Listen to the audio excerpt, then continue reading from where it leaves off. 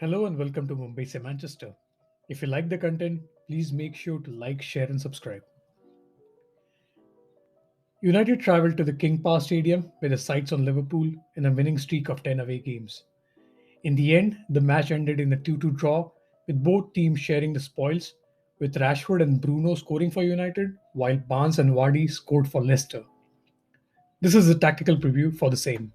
Let's take a look at the XG time map over 90 minutes. As we can see, United created more clear chances over the course of 90 and had a superior XG of 2.08 versus 1.04. Also, the chances that led to Leicester's goals were down to solid individual effort. United lined up in a 4-2-3-1 with Fred and McTominay in a double pivot, with a surprise inclusion of Lindelof in the right back role, and Dan James chose over Mason due to his solid performance against Leeds. Whereas Leicester lined up in a 4-1-4-1 with Castagna on the left back and James Justin in the right back role. United pressed Leicester in the middle of the park in big numbers as seen here, 5v3 with Tielemans on the ball. This meant Leicester rather chose to utilize wide spaces to progress the ball. This can be seen how Leicester chose to attack when in possession. Let's take a look at how Leicester shaped in possession. They relied significantly on their fullbacks and wingers to create any scoring opportunities.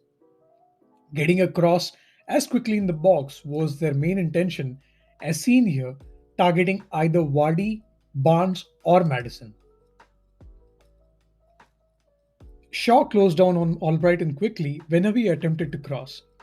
In this particular case, if Albrighton crosses successfully, Vardy, Barnes, and Madison are ready to meet the incoming delivery.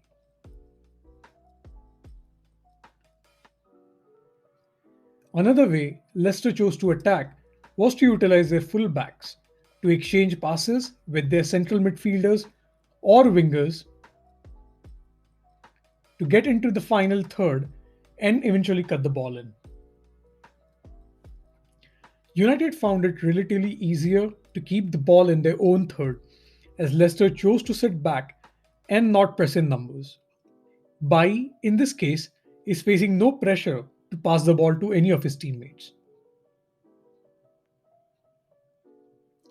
United's attackers would press against Leicester's centre backs and fullbacks, while Maguire or Bai tried playing long balls trying to find one of their forwards.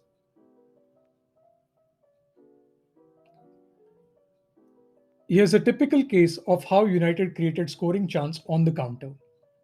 Martial or Bruno would take turns to drop in, dispossess the opponent, followed by a quick interchange with either Fred or McTominay, who would release the ball forward to the darting attackers.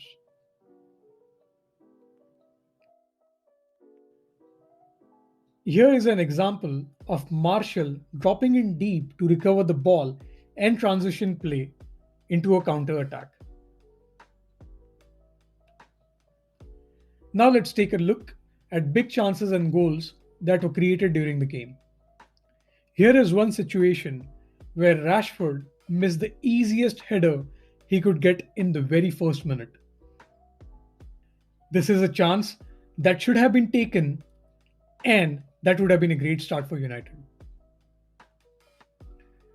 The first goal of the game came in the 23rd minute, started from a throw in Leicester's half. Dan James fought hard to get a pass in the penalty box. Bruno's touch took James Justin out of play, leaving Rashford in a one-on-one scenario with Schmeichel for an easy finish.